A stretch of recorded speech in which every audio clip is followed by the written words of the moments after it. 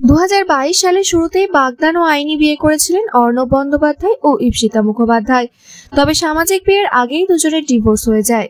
টলিপাড়ার অন্দরের খবর, ঈপ্সিতা নাকি নতুন প্রেমে পড়েছেন, তাও আবার নন্দাই ইন্দ্রাশিস রায়ের। একসঙ্গে জল থই থই ভালোবাসা সিরিয়ালে কাজ করেছিলেন ইন্দ্রাশিস ও ঈপ্সিতা।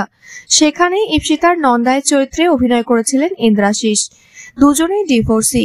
তবে কি সত্যিই প্রেমটা চলছে? আসলে গোটাটাই শুরু হয় সোশ্যাল মিডিয়ার একটি পোস্টকে ঘিরে। ইন্দ্রাশিসের জন্মদিনে একটি ছবি পোস্ট করেন ঈপ্সিতা, আর তারপরে শুরু হয়ে যায় জল্পনা। এদিকে প্রেম চর্চায় মুখ খুলে ঈপ্সিতা বলেন, একজনের সঙ্গে কোনো ছবি দেওয়া মানেই এসব চর্চা শুরু হয়ে যায়। বলছি তো, আমাকেও একটা ছেলে খুঁজে দিন আপনারা, এসব চর্চা এবার বন্ধ হোক। সঙ্গে ঈপ্সিতা আরো বলেন, অর্ণবের সঙ্গে বিবাহ বিচ্ছেদের পর একটু নিজেকে সময় দিতে চান। মা বাবাকে নিয়ে ভালো আছেন তিনি, নিজের ওপর কোনো সম্পর্কের বোঝা চাপাতেও রাজি নন। অন্যদিকে সৌরভী তরফদারকে বিয়ে করেছিলেন ইন্দ্রাশিস। 10 বছরের প্রেম করার পর বিয়ের পিঁড়িতে বসেছিলেন দুজনে। তবে মাত্র 2 বছর পর 2023 সালে দুজনের মধ্যে বিচ্ছেদ হয়ে যায়। এর আগে অর্ণবের সঙ্গে ডিভোর্সের কারণ নিয়ে দীপশিতা বলেছিলেন, আমাদের দুজনের জীবনের দৃষ্টিভঙ্গি আলাদা ছিল, হয়তো দুজনের জীবনের চাহিদাটাও আলাদা ছিল।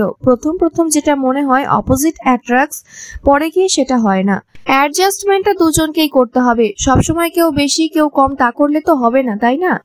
আলো ছায়া ধারাবাহিকের সেটে শুরু হয়েছিল অর্ণব ঈপ্সিতার প্রেমের কাহিনী।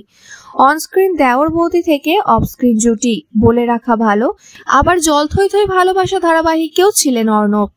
এমনকি সেই ধারাবাহিকে যখন কাজ করেছেন তখন তাদের ডিভোর্স। তবে ধারাবাহিক শেষ হওয়া অবধি সামনে আনেননি দাম্পত্য ভাঙার খবরটা।